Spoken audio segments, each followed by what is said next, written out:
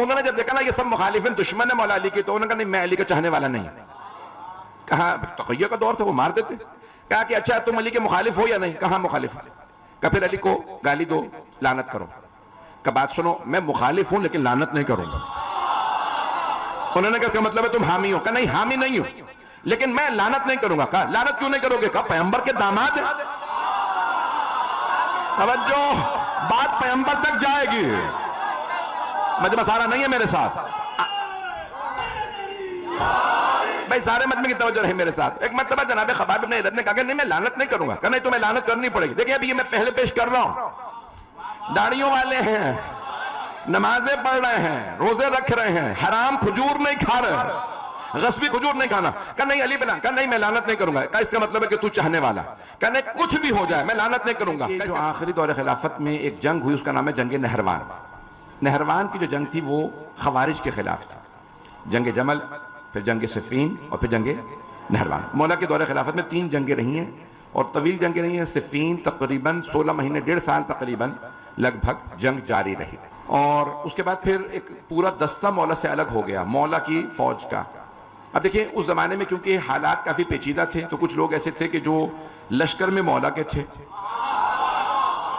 लेकिन मौला के साथ नहीं थे। मेरे जुमले पहुंच रहे हैं ना तमाम हज़रात? तो उन्हीं जो साथ फौज में गए थे लेकिन साथ नहीं थे वो खवारिज थे। अच्छा उस वक्त खवारिज नहीं थे, उस वक्त वो फौज में थे। मैं जुमले पहुंचा नहीं पा रहा हूं। अचानक में देखें कई अफराद जो ना उनके ईमान छुपे रहते हैं जब तक इम्तिहान नहीं होता। थोड़ी सी और कोशिश कर लीजिएगा ताकि मेरी बात पहुंच जाए। तो अचानक में मिसाल के तौर पे गदीर खुम के ऐलान तक सभी छुपे हुए थे। ऐलान हुआ मन कुंत मौला, और कई अंदर के जो बोझ से वो बाहर आने लगे कि हमें अली मंजूर नहीं है। मेरे जुमले पहुंच रहे हैं? तो अचानक में यही हुआ जंग सिफ़ीन के अंदर। बहुत से अफराद जो छुपे हुए थे उनका जो बोझ कीना था मौला अमीर के खिलाफ वो बाहर आ गया। तो अब क्या हुआ कि वहां पे पहले सिर्फ बनु उमैया के कुछ लोग थे या कुछ और मौला के शहादत के बाद फिर एक पूरा जो खवारिज का ग्रोह था उनके जो मानने वाले या चाहने वाले थे। मिसाल के तौर पे एक भाई मारा गया तो दूसरा भाई कह रहा कि भाई अली ने मारा। पता नहीं मेरे जुमले पहुंच रहे नहीं? हबीब खुदा की एक हदीस भी है, अगर तुम में से किसी के बाप या भाई का भी मेरे भाई अली ने कत्ल किया हो तो अली का बोझ ना रखना, अली का बोझ जहन्नम में ले जाता। और ऐसा हुआ था इब्तिदाई, मेरे भाई पहुंच रहे हैं मेरे बुजुर्ग, इब्तिदाई दौर में भी ऐसा हुआ था कि बदर में, ओहद में, इब्तिदाई जंगों के अंदर भी बहुत से अफराद कुछ कलमा पढ़ के इधर आ गए, कुछ उधर थे। तो जो हाथों मारे जाते थे मौला के, फिर अब वो बात दिल में रख लेते थे। तो अब देखें, देखना ये चाहिए कि भाई कौन किस तरफ है। ये हमेशा होता रहा है और आइंदा भी होगा। तो जाने ग्रामी अब बहुत से हमारे भाई जो मिसाल के तौर पर अहले बैत के रास्ते को अपना लेते हैं, उनके लिए मसाइल होते हैं, मुश्किलात होती हैं।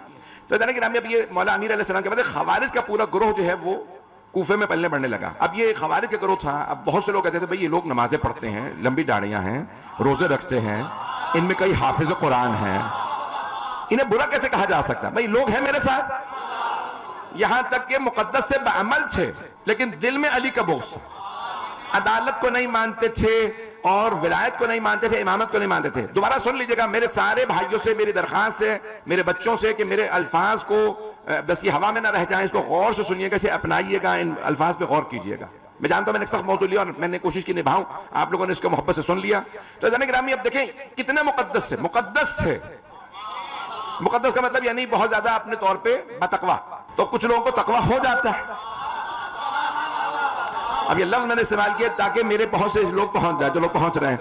तो अब उनमें से यहां तक मिलता है कि खवारिज अपने फौज बनाई ना मौला अली के खिलाफ लड़ने की, तो उनमें से एक साहब ने कहीं से खजूर उठा लिया। दरख्त था, बाग था, बाग के अंदर से एक दरख्त जो है उसकी टहनी बाहर आई हुई थी खजूर का, उसने वहां से खजूर उठाया, मुंह में रखा। दूसरे साहब ने कहा, खवारिज है दोनों, उनमें से दूसरे ने कहा भाई तुमने बाग के मालिक से इजाजत ली थी?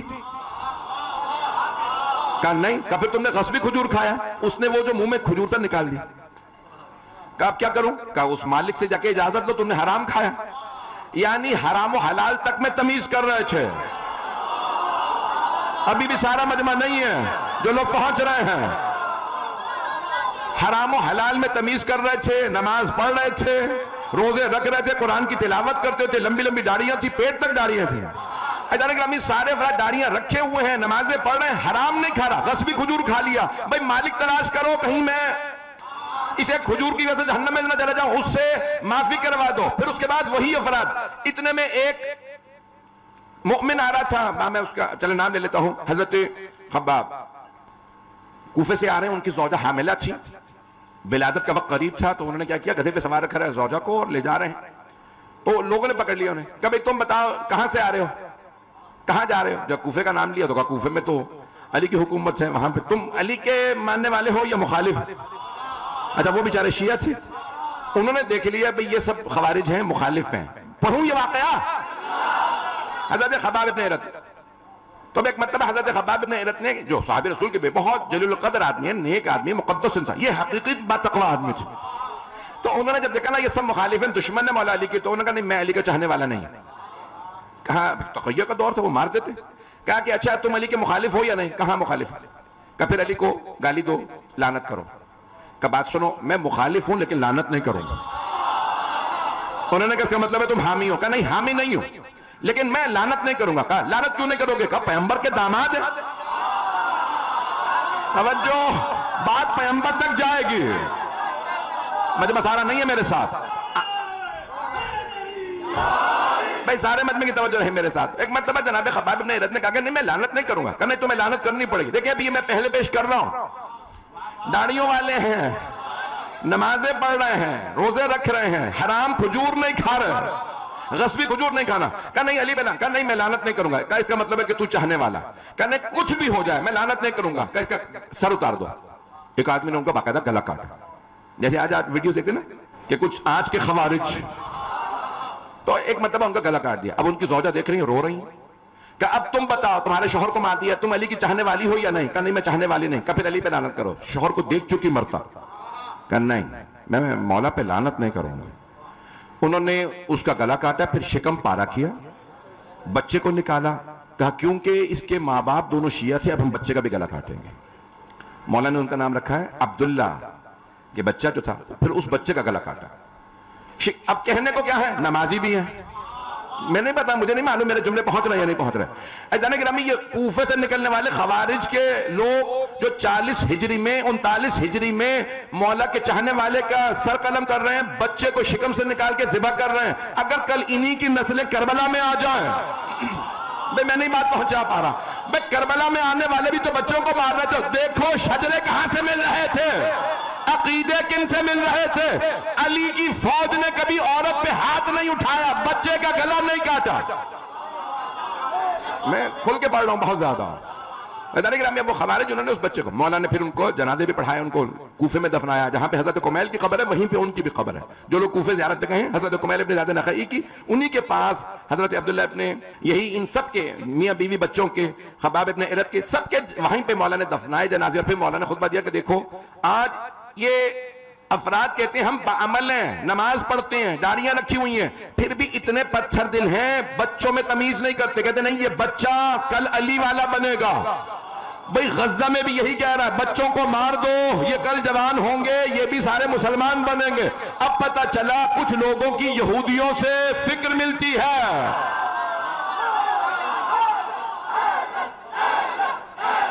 मेरे जुमले ज्यादा सख्त तो नहीं है,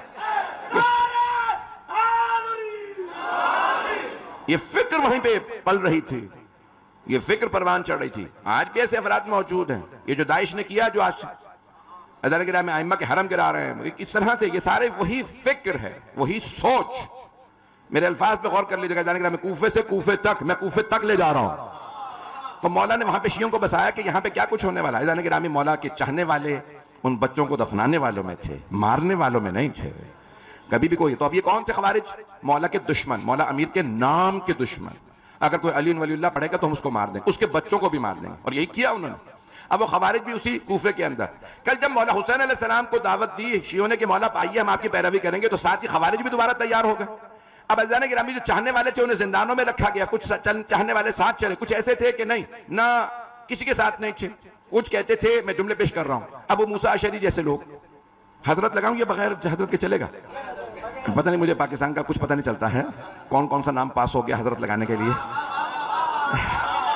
नाम पास हो जाते ना कि इसके साथ हजरत लगेगा आज के बाद से, तो पता नहीं चलता कि कहां हजरत लगाना।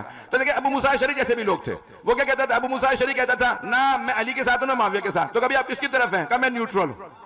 देखिए, इमामत के मामले में न्यूट्रल नहीं रहा जा सकता। न्यूट्रल को कहते हैं बेतरफ, मैं किसी की तरफ नहीं, जीते रहें जो पहुंच गए। इमामत के मामले में, अली के मामले में, हसन और हुसैन के मामले में आप बेतरफ नहीं रह सकते। या आप इनके साथ हैं या नहीं हैं। अब मेरे जुमले पहुंच,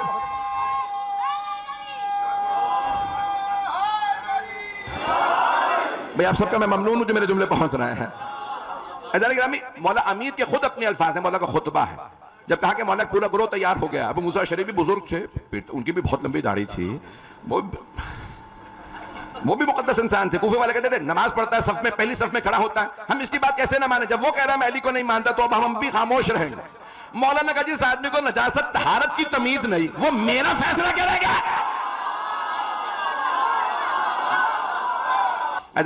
दौर बड़ा सख्त दौर था, आप सलामत में जो लोग पहुंच रहे हैं, तो दौर अमीर मोमिनीन अलैहिस्सलाम का दौर। अब वहां पे मौला से आके मशवरा दे रहे हैं, या अली आप खिलाफत छोड़। मौला ने कहा तुमने बनाया था।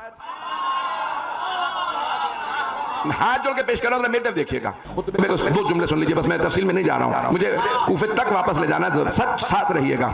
मौला ने फरमाया अब मुझे इस इस्लाम की मिहार हाथ में मिली। मिहार ऊंटनी की होती है, ऊंट की मिहार होती है, घोड़े की लगाम होती है, अरबी में लजाम, आप उर्दू में लगाम कहते हैं। तो गिरामी मौला फरमाते हैं इस ऊंटनी की मिहार मेरे हाथ में दे दी है इस्लाम, जिस पे मुझे कहा गया कि अब आप हाकिम हैं। मौला फरमाते हैं जब ऊंटनी दीवानी हो गई, पागल हो गई, तो मुझे थमा दी गई, मैं पहुंचा ही नहीं पा रहा। मौला ने फरमाया जब ऊंटनी पागल हुई तो कहा कि या अली आप हाकिम हैं। कहा अब मैं ज्यादा जोर से मिहार खींचूं तो ये मर जाएगी, जाने दूं तो हाकिम मैं हूं, मुझे भी गिरा देगी। कहा मैं तो गिरूंगा नहीं। अब पहुंच रहे, मैं तो गिरूंगा नहीं ऊंट से, मैंने इसको संभाल लिया है, अब इसी को संभालने के लिए मुझे बहुत कुछ करना पड़ेगा। अब क्या हो रहा था कि अब इस्लाम में खवारिज बनने लगे, नासबी आने लगे। ये आज के दौर में आप लोग कहते हैं, चले मैं अल्फाज बदल देता हूं, बच्चे नहीं समझेंगे, दहशतगर्द। दहशतगर्द तो समझते हैं ना, तो सारे पाकिस्तानी दहशतगर्द गलत समझते हैं। तो मौला के जमाने में दहशतगर्द आने लगे। अब मौला ने दहशतगर्दों का इलाज करना था, दहशतगर्दों का इलाज है नहीं, वो सुइसाइड बॉम्बर बनने वाले थे। अगर कहीं पे भी दहशतगर्द नजर आए समझ लो पिछले खवारिज गुजरे हैं। भाई इन्हें कैसे मारे, दाढ़ियां रख के आए हैं, ये नमाजें पढ़ते हैं, सबसे आगे तरावी में भी सबसे आगे खड़े होते हैं। भाई ये मुकद्दस लोग हैं, दीनदार लोग हैं, नेक लोगों पे तलवार ना उठाना, गोली ना चलाना। मौला ने कहा देखो तुम हमेशा इनके शक्लें देख के धोखे खाओगे, मैं दिल जानता हूं। हर जगह आगे आगे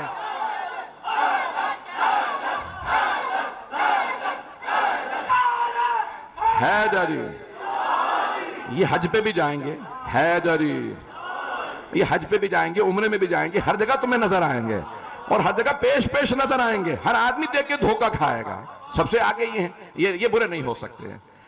यहां तक जब मौला मस्जिद कूफा में भी आए थे तो ऐसा ही हाल था। मौला कहा भाई ये इतने लोग यहां क्या कर रहे हैं? कहा अली ये अल्लाह वाले। नहीं पहुंचा सका। किसे बता रहे हैं लोग? मौलाए कायनात। पता नहीं मेरे जुमले पहुंच रहे हैं। मौलाए कायनात से कह रहे हैं या अली अल्लाह वाले। ये मौला का पूछना ही बता रहा है ये कौन है। अब पहुंच गए। मौला ने फरमाया भाई ये लोग कौन है? 24 घंटे मस्जिद में बैठे हुए। कहा या अली अल्लाह वाले, हम तो कभी कभी आते, ये 24 घंटे यही पड़े रहते हैं। मौला का इन सबसे कहो काम पे जाए, बीवी बच्चों का ख्याल रखें और नमाजों के वक्त आया करें। मौला ने कहा, मौला चले गए। पीछे बातें शुरू हो गई मौला के खिलाफ, अली अल्लाह वालों को मस्जिद से निकाल रहे, ये कैसे खलीफा हैं जिसके लिए पैगंबर फरमा रहे हैं ये कुल्ले ईमान है। पता नहीं मेरी बातें पहुंच रही है या नहीं पहुंच रही। आप खुद ही कहते थे खुल के पढ़ो, फिर जब पढ़ो तो ये हालात ऐसे थे। मौला का देखिए वो खवारिज के कह रहे थे या अली फत, खुदा की कसम मैं मिंबर से ना कहता अगर मौला ने नहजुल बलागा में जवाब ना दिया होता। वो खवारिज मौला अमीर से कह रहे थे या अली आप काफिर हो गए। आज शियों को परेशान नहीं होना चाहिए जब आपको कहते लोग, जब लोग कहते हैं ना शिया काफिर, आपके मौला को भी। मेरे जुमले पहुंच रहे हैं, मेरे जुमले पहुंच रहे हैं ना। वो खवारिज क्या कह रहे थे? वो कह रहे थे अलियाज़ बिल्लाह अली काफिर हो गए। हम लोग नमाजी हैं जो 1000 रकत पढ़ते हैं हर रात में मौला कायनात। शाम वाले ने फैला दिया अली बेनमाजी। पता नहीं लोग पहुंच रहे नहीं। आपने नहीं सुना पहले कभी? शाम ने फैला दिए, शाम वाले ने, यजीद के बाप ने कहा कि भाई अली बेनमाजी है, वो सारे आ गए। क्या भाई यहाँ पे कूफे वाले कह रहे हैं अली अल्लाह वालों को मस्जिद से निकाल रहा है। सब जमा हो गए, मौला असर पढ़ाने के लिए आए या मगरिब पढ़ाने के लिए, जैसे पहुंचे मगरिब पे, कहा फिर ये लोग यहीं पे नमाज पढ़ाई, का भाई आप लोग चलिए अपने अपने काम पे जाइए। कहा हम लोग तो मस्जिद में ही रहते हैं, हम अल्लाह वाले लोग हैं। तो मौला ने फरमाया भाई अल्लाह वाला क्या होता? मौला ने उन्हीं से पूछा बताओ अल्लाह वाला क्या होता? क्या या अली हम 24 घंटे मस्जिद में रहते हैं, यहाँ कुरान पढ़ते रहते हैं, नमाजें कुरान खत्म करते हैं। मौला ने लोगों से कहा इनके बीवी बच्चों का क्या होता? क्या वो तो अब और लोग ही खर्चे देते हैं, वो तो यतीमों की तरह रह रहे थे, अब लोग खर्चे दे तो ठीक है। तो मौला ने कहा इनकी सारी इबादत का सवाब तो उन लोगों को मिलता जो लोग पहुंच रहे हैं, कुछ लोग पहुंचना चाह नहीं रहे हैं। इनकी सारी इबादत का सवाब तो उन्हें मिल जाता है जो इनके बीवी बच्चों का ख्याल रख रहे हैं। तो इनसे कहो कि ये काम पे जाए। कहा नहीं आली, ये मस्जिद की रौनक है, इनको हम नहीं निकाल सकते, हम लोग गुनहगार लोग ये 24 घंटे यहीं पे रहने वाले। मौला ने कहा इनके खाने पीने का क्या होता है? कहा अली अगर किसी ने खाने को दे दिया तो खा लिया, नहीं तो पड़े रहते भूखे। अब देखिए खुदा की कसम मैं मेंबर से ना कहता अगर मौला कायनात ने जुमला ना कहा होता। सुन लीजिए अभी अल्फाज। मौला कायनात ने फरमाया सारे कूफे वाले जमा हो गए कि अली तो अल्लाह वालों के ही मुखालिफ हो गए। मौला से कहा, मौला ने कहा ये खाते पीते कहाँ हैं? कहा इतने लोग हैं हम तो खिला ही नहीं सकते, अगर किसी दिन किसी ने कोई इफ्तारी दे दी, को खाना बांट के तो ठीक है, नहीं तो फिर भूखे रहते हैं। मौला ने कहा कूफे के कुत्तों का भी यही हाल है।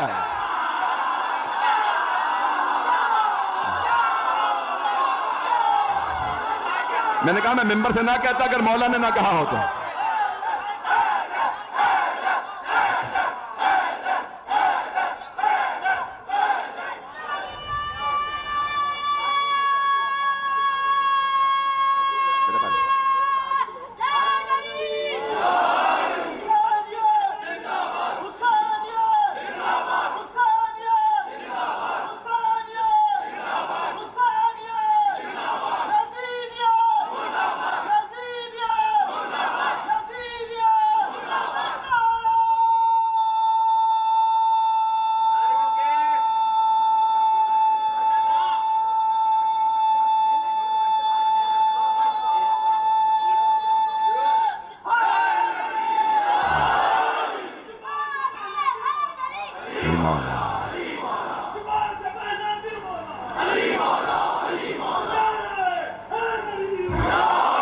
तो फरमा रहे हैं जाने गिरा। मौलाना फरमाया ये जो नजिस जानवर है ये भी ऐसे ही कूफे की गलियों में पड़े रहते हैं, कोई खाने को हड्डी डाल देता है तो खा लेते, नहीं तो भूखे पड़े रहते हैं। अजाने गिरामी ये मौला ने नहीं, मौला से पहले रसूल खुदा ने भी यही तशबीह दी है। खंदक में आने वाले ने जब नेजा मारा तो पैगंबर ने यही कहा था कौन इस कुत्ते की जबान बंद करेगा? नहीं है मजमा, रसूल खुदा गालियां नहीं देते थे, मौला अली गालियां नहीं देते थे, मौला हसन गालियां नहीं निकालते थे। तवज्जो, जब एक मर्तबा मौला हसन कूफे की मस्जिद में खुतबा दे रहे थे, एक खारिजी आया, मौला के खुतबे के दौरान मौला अली का नाम दे के गाली बकी। मौला ने कहा कुत्ते मस्जिदों में नहीं आते। लोगों ने मुड़ के देखा कुत्ता दुम हिलाता जा रहा था।